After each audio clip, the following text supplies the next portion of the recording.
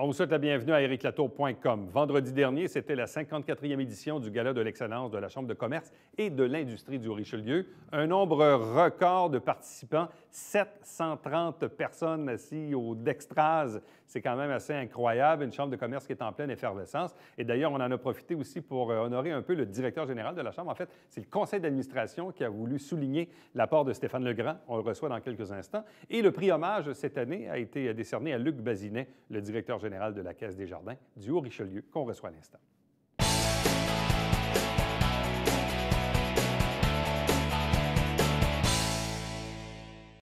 À l'occasion du dernier gala de l'excellence de la Chambre de commerce du Haut-Richelieu, différentes personnes ont été honorées, hommagées. Il y a le directeur général lui-même, M. Legrand, qu'on va recevoir dans quelques instants. Il y a Steve Trank, personnalité d'affaires, qui actuellement est en Espagne. En fait, il a quitté le lendemain du gala. On va le recevoir la semaine prochaine, mais également une autre personnalité a reçu le prix hommage, parce que c'est comme ça qu'il s'appelle. C'est Luc Bazinet, des Caisses des Jardins du Haut-Richelieu. Bonsoir et bienvenue. Et bonsoir.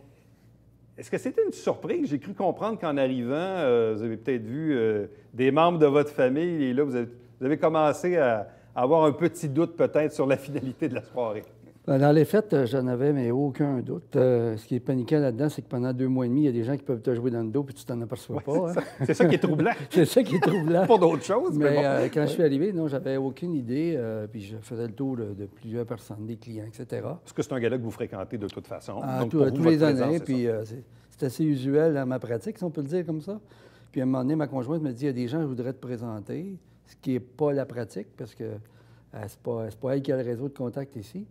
Puis maintenant, elle m'amène à une table, puis là, mes 3 enfants sont là en couple. Là, je dis, oh, là, il se passe quelque chose. Et puis, mais sous l'émotion, je n'arrivais pas à placer ça dans quelques catégories que ça peut être. Et puis, je savais que je ne pouvais pas être la personnalité de l'année, donc...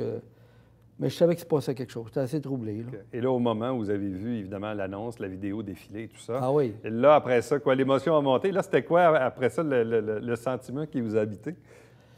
Bien, d'abord, beaucoup de fierté. Hein? Un peu le sentiment d'imposteur aussi là-dedans.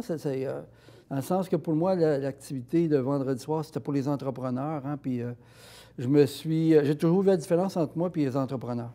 Moi, j'étais un entrepreneur, j'ai fait allusion vendredi soir. Eux autres, ils mettent plus d'argent sur la table, ils prennent tous les risques, et puis moi, je profite de leurs risques. Donc, la dynamique est un peu différente.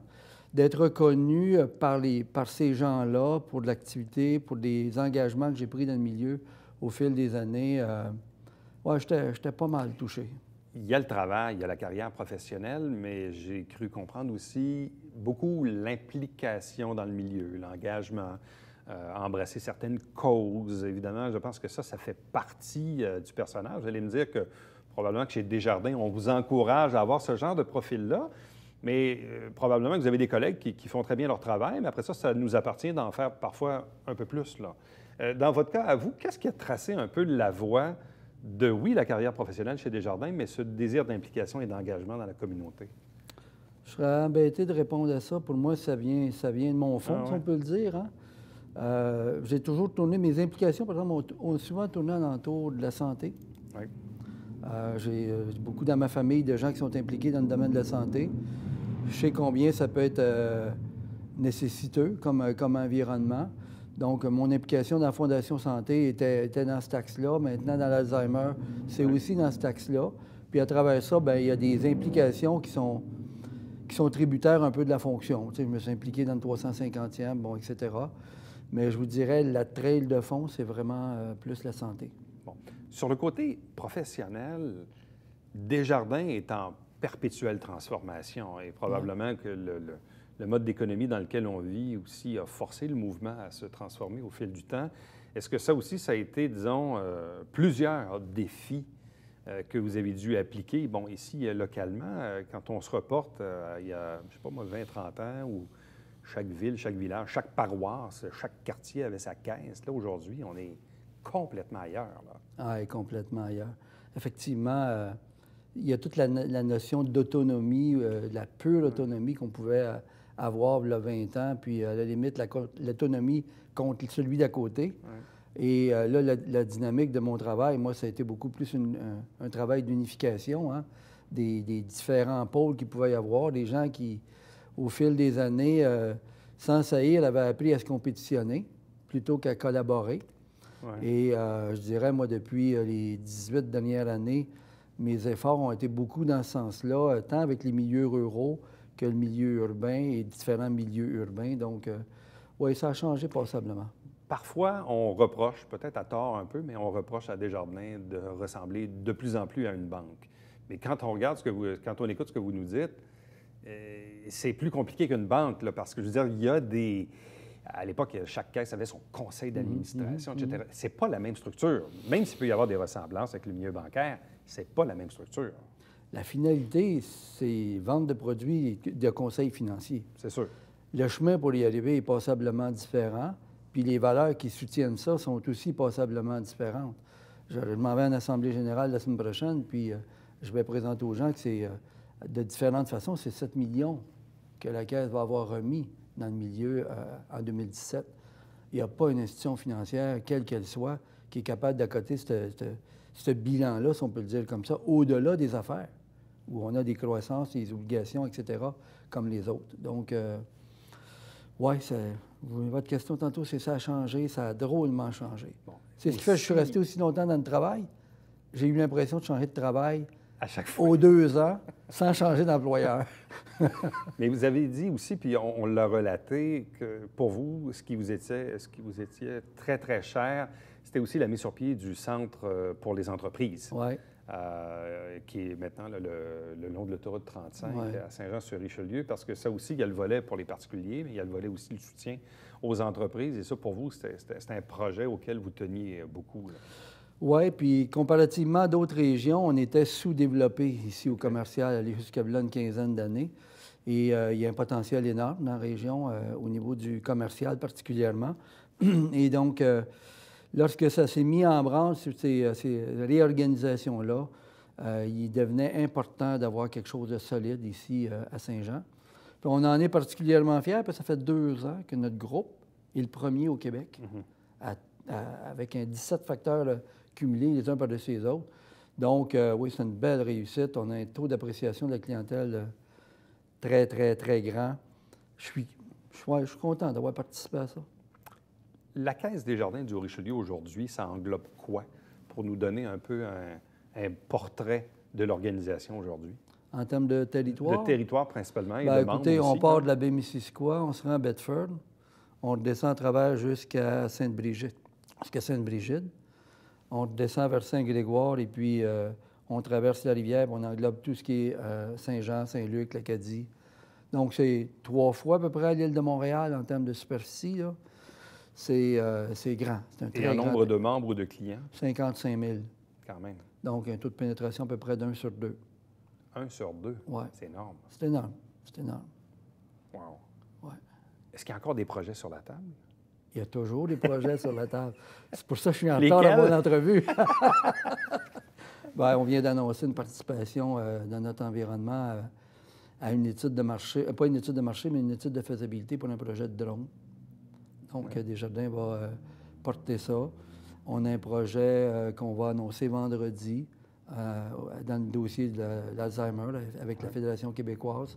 Donc, ça, c'est au niveau plus implication sociale. Au niveau des affaires, bien, l'idée, c'est de continuer à bien performer, développer nos ressources là-dedans avec les défis de ressources humaines qu'on peut avoir, comme toutes les entreprises. Là. Il y a combien d'employés, Caisse du Richelieu? Un équivalent temps plein, 160, mais c'est 202 personnes à peu près, 202, 203 personnes là, qui opèrent avec nous.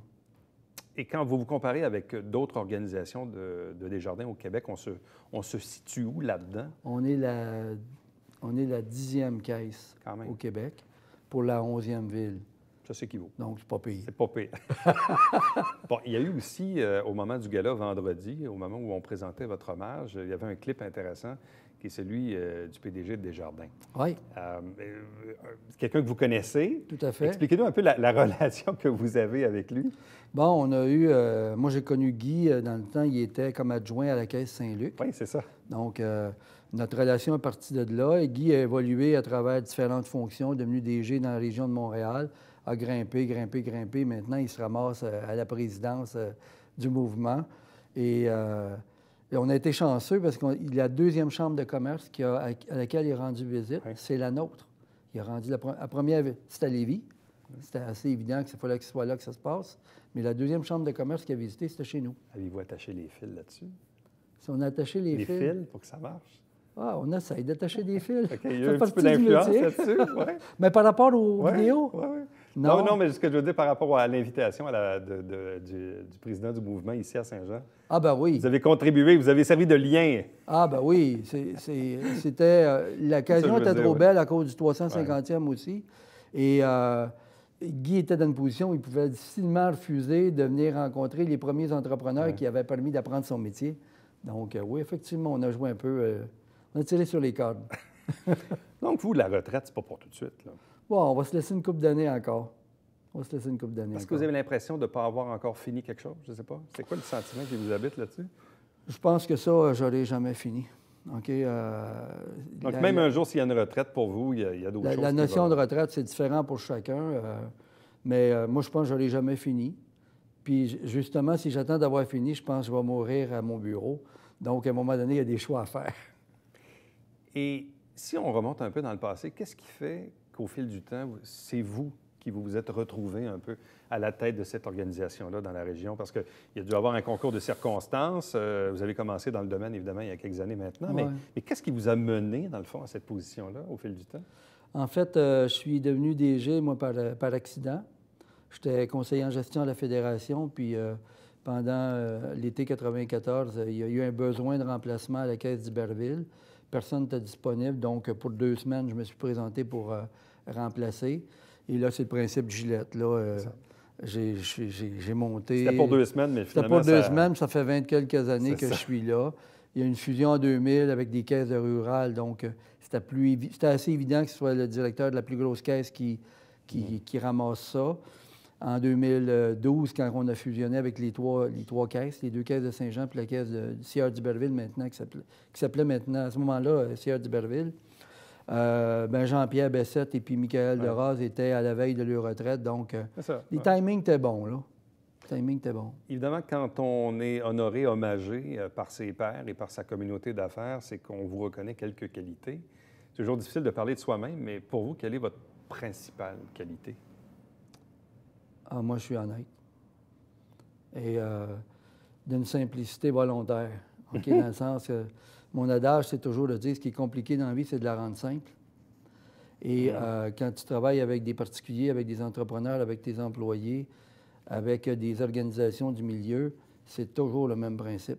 Ce qui est compliqué, c'est de rendre ça simple. Et je m'efforce à ça. Parce qu'à partir du moment où c'est simple, où on va, c'est pas compliqué. Comment on va y aller, ça coule par soi-même. Donc, probablement, l'élément qui me caractérise le plus, là. Je ne me prends pas trop au sérieux. Luc Bazinet, merci beaucoup. Félicitations encore une fois. Bonne chance pour la suite. Merci. Et au retour de la pause, on reçoit un autre individu également qui a été hommagé à l'occasion du gala. C'est le directeur général de la Chambre de commerce lui-même, Stéphane Legrand.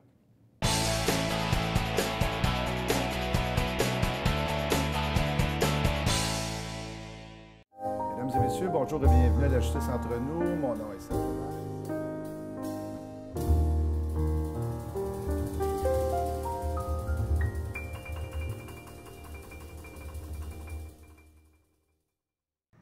Salut, ici Alexandre Baudouin. Et François Trépanier. François, cette semaine à Sport Express, au menu, en fait, on parle du salon du collectionneur. Oui, avec Maxime Belair et en deuxième partie de boxe. Avec Sabrina Aubin, la championne médaillée de bronze aux Jeux du Commonwealth. Oui.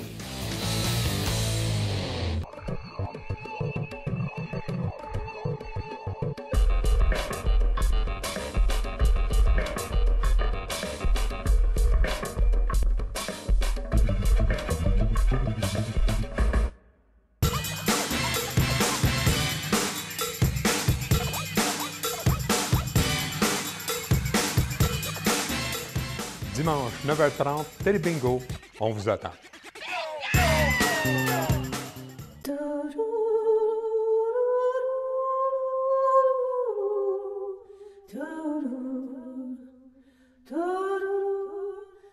Coulisses Bêta, jeudi, 19h.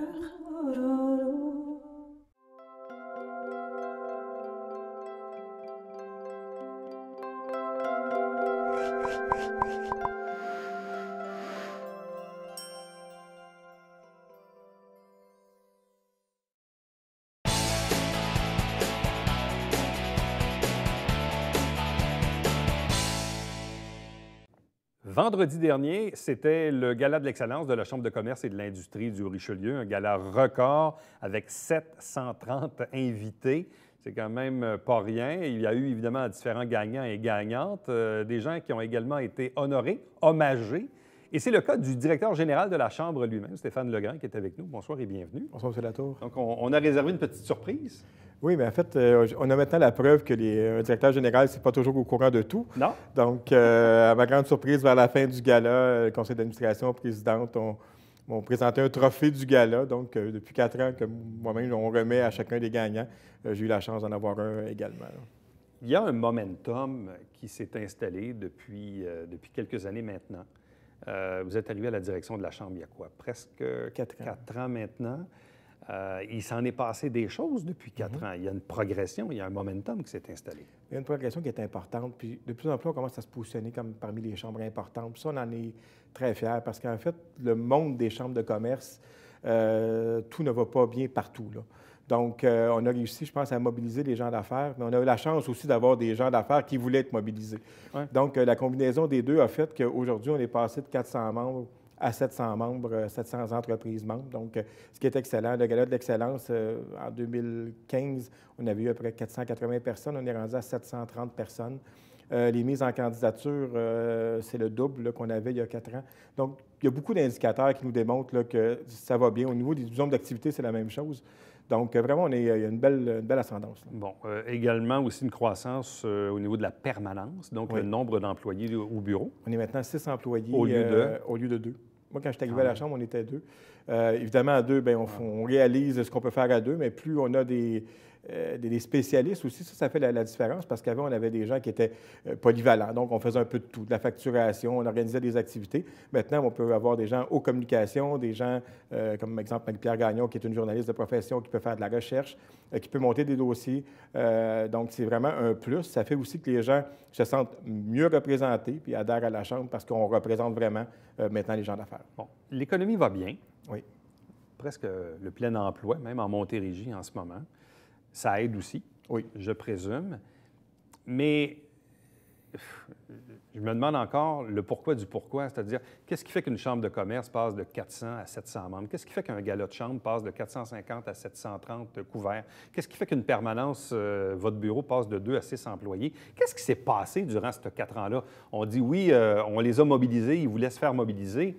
Mais est-ce qu'il y a une bougie d'allumage? Est-ce que c'est explicable, en fait? Bien oui, c'est explicable parce qu'en fait, quand il y a un déclin, il faut repartir de la roue. Puis il y a eu deux activités là, il y a 4 ans, là, quand je suis arrivé. Entre autres, un dîner avec le PDG de Raymond Chabot, où on avait eu près de 200 personnes à un moment donné où il y avait seulement 40 ou 50 personnes dans chacune des activités des dîners. Et là, on a 200 personnes. Ces 200 personnes-là se sont rencontrées et ont eu du plaisir. Donc, à partir de ce moment-là, on venait de reconnaître la place de la Chambre, que c'est nécessaire, puis que c'était agréable de se parler. Puis là, après ça, il y a eu des activités, entre autres, à l'Épicurieux. On a eu 300 personnes qui sont venues. Et là, les gens ont commencé à faire des affaires ensemble, à se faire connaître. Puis nous autres, on se dit souvent, tu sais, vous cherchez des opportunités d'affaires, nous, on en crée. Ouais. Puis c'est ce qui s'est passé. Puis là, bien, à partir de ce moment-là, le momentum embarque, plus de partenaires, plus de visibilité.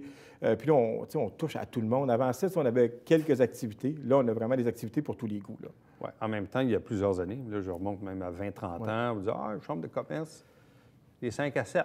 Ouais, ou ils font un petit peu de lobby, là, ils prennent des positions dans des dossiers, mais ça s'arrête là. Mais on regarde ça aujourd'hui, visiblement, si les gens participent aux activités, probablement que le réseautage doit être quand même relativement bon, au-delà de la partie divertissement où que les gens aiment se voir, rencontrer, prendre un verre ensemble ou participer à une activité intéressante.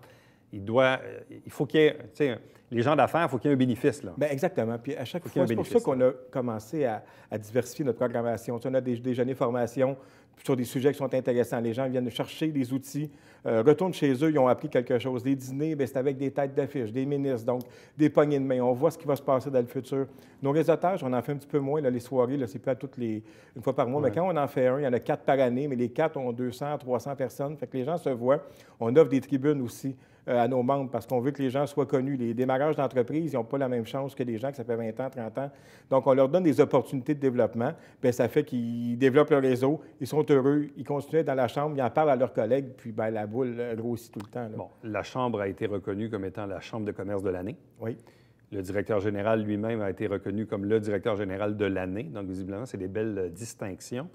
Parlez-nous un peu du conseil d'administration, parce que oui, on a beau avoir un bon DG, un bon bureau, une bonne permanence, mais aussi, ça prend des membres qui s'en occupent de leur chambre et qui président les différents comités. Bien, c'est la clé. En fait, on a la chance d'avoir Audrey Bogmans, qui est la présidente de la Chambre depuis 2 ans, jeune agricultrice d'un centre de grains. On est out of the box, la Chambre, actuellement. On a des outils, on se donne des gens qui c'est pas dans la tradition. On a pu avoir des industriels, d'avoir des gens du commerce au détail. Là, aujourd'hui, on a une agricultrice de 28 ans qui a plein de projets, qui a plein d'idées, puis un conseil d'administration qui a une grande notoriété, parce que si vous faites le tour des gens qui sont alentour de la table, chacun apporte quelque chose, représente des entreprises importantes. On a des gens en démarrage. Il ne faut pas oublier l'aile jeunesse qui, avec Jonathan Scarfo, Dave Riel, qui prend de plus en plus de place avec des activités comme le Startup Weekend. Donc, l'offre est maintenant très grande, puis la représentativité par son conseil d'administration est excellente. Donc, toutes les conditions s'alignent pour que ça fonctionne. Bon. Si le conseil d'administration a senti le besoin de vous faire une petite surprise vendredi et de vous hommager à votre tour, c'est donc que le CA reconnaît la contribution de Stéphane Legrand. Oui, puis je pense Je sais, parfois, on est un peu humble, modeste et tout ça, mais c'est quoi la contribution personnelle de Stéphane Legrand depuis 4 ans? Bien, en fait, c'est la mobilisation. Je pense que ma principale qualité, moi, je ne suis pas expert en quoi que ce soit. Par contre, j'ai cette capacité d'aller chercher le meilleur des gens. Donc, j'ai la chance d'avoir des employés qui sont mobilisés, qui travaillent très fort, des membres du conseil d'administration qui travaillent très fort, mais aussi des membres de comité. La Chambre, c'est 70 personnes qui s'impliquent annuellement dans les différents comités. Donc, juste ces éléments-là, imaginez, 70 personnes bien établies dans leur communauté qui s'impliquent dans un organisme. Mais, le succès ne peut être qu'instantané. Puis ma contribution, humblement, mais c'était beaucoup à ce niveau-là, de rassembler les forces vives du milieu. Puis je pense que c'est ce qu'on a besoin régionalement. La Chambre de commerce, peu importe, c'est vraiment un directeur général, c'est un chef d'orchestre. En fait, il ne fait pas tout. Parce que, honnêtement, je n'aurais pas mon équipe, ça serait beaucoup plus difficile que c'est là actuellement. Mais là, j'ai la chance d'avoir une super équipe, puis des revenus qui sont au rendez-vous. Donc, c'est beaucoup plus facile maintenant d'œuvrer. Bon, là, vous allez recevoir les 3 chefs de partis principaux, messieurs Lisée, Legault, Couillard, au cours des prochaines semaines? Exactement. François Legault, le 27, le 18 mai, Jean-François Lisée. Monsieur Couillard, ça devrait être le 1er juin. On attend une confirmation. Ça devrait se faire le 1er mai. Donc, ça aussi, ça va être de belles occasions pour nos membres d'entendre les positions des 3 principaux partis aux prochaines élections, puis aussi de se positionner comme région, parce qu'on a des demandes à faire, puis on a un rôle à jouer comme organisme. Bon. Je le disais tantôt, vendredi dernier, c'était le gala de la Chambre de commerce. Il y a différents prix qui ont été décernés, mais aussi dans les prix plus hommages, mis à part le vôtre, il y a celui de Luc Bazinet, des Caisses Desjardins du Richelieu. En quoi la contribution de Luc Bazinet est-elle importante et pourquoi la Chambre a-t-elle senti le besoin de le reconnaître sur la place publique? Bien, Luc Bazinet s'implique dans plein de causes humanitaires. Desjardins joue un rôle important aussi dans le quotidien des Joannais. Donc, on trouvait, après tant d'années à se donner, je pense que c'était le moment pour nous autres de dire à Luc Bazinet, bien bravo, puis merci d'avoir accompagné toutes ces entreprises-là, parce qu'au fil des années, Luc Bazinet en a rencontré des gens d'affaires, des gens, il y en a partie des entreprises, les gens le connaissent, le reconnaissent, puis là, c'était à notre tour de lui dire merci pour cette belle contribution. Bon. Évidemment, et la personnalité d'affaires de l'année, c'est maintenant Steve Trank, fondateur de MXO, qui autrefois s'appelait Megavolt. D'ailleurs, on voulait l'avoir en entrevue aujourd'hui, mais au lendemain du gala, il s'en allait faire du vélo quelque part en Espagne. Il met de très belles photos sur les médias sociaux. Il va être avec nous d'ailleurs la semaine prochaine. Donc, pourquoi avoir fait le choix de Steve Trank, qui est quand même un jeune entrepreneur dans la mi-quarantaine, mais qui a une entreprise qui est quand même établie depuis quoi, une vingtaine d'années? Une vingtaine d'années, puis c'est un naturel. Steve, le MXO, c'est une des plus grosses agences, sinon la plus grande agence en Montérégie. Au niveau 360, agence de communication.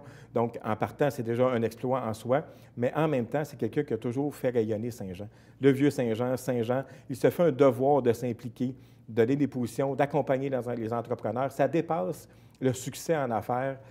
Steve s'implique corps et âme, puis souhaite tellement le rayonnement de Saint-Jean-sur-Richelieu. Donc, là aussi, ça allait de soi. Puis, ça fait longtemps qu'on n'avait pas reconnu quelqu'un du domaine des services. Donc, puis un jeune entrepreneur, je vous dis, on se distingue au niveau, puis Mélanie Ménard disait à la fin du gala, mais j'en reviens pas à quel point vous avez une jeune chambre. Il y a un équilibre entre des gens d'expérience et des gens de 40 ans, 35 ans, 30 ans qui présentent, qui ont des entreprises grandissantes. Donc, je pense que c'est ça c'est le succès de la région actuellement. Bon. Et là, une fois le gala terminé, une des très, très grosses activités à venir, c'est la boum de l'été. Oui, tout à fait. La boum qui prend de l'expansion cette année. Combat des chefs est de retour, la zone familiale également. On va annoncer prochainement la programmation au mois de juin. Il y a des partenariats qui se développent de façon importante également. Cette année, on va avoir un volet voiture, donc auto ancienne, Nostalgie-sur-Roue, qui était, maintenant ça va être Saint-Jean-sur-Roue, qui va voir le jour. Donc on espère avoir 25 000 personnes et on devrait annoncer aussi un porte-parole fort intéressant là, pour l'événement. Stéphane Legrand, merci beaucoup. Félicitations encore une fois. Merci, M. Latour. Et restez avec nous au retour, le Babillard quotidien.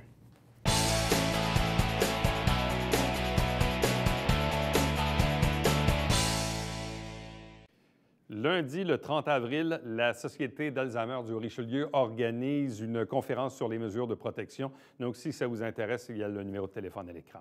Chaque semaine, on vous résume les travaux du Conseil municipal de Saint-Jean-sur-Richelieu dans l'émission qui porte le même nom, le nom de la ville. Elle se retrouve également sur le web, mais également en ondes. Vous avez l'horaire de diffusion. Chaque dimanche matin, ne pas manquer, 9h30 en direct, c'est le Télébingo. 4 000 $ en prix, 30 dépositaires pour acheter vos livrets. Et puis, entre-temps, pour me joindre, très facile, très rapide, par courriel, Éric Latour en un mot, à commercial tvhr9.com. À demain. Bye-bye.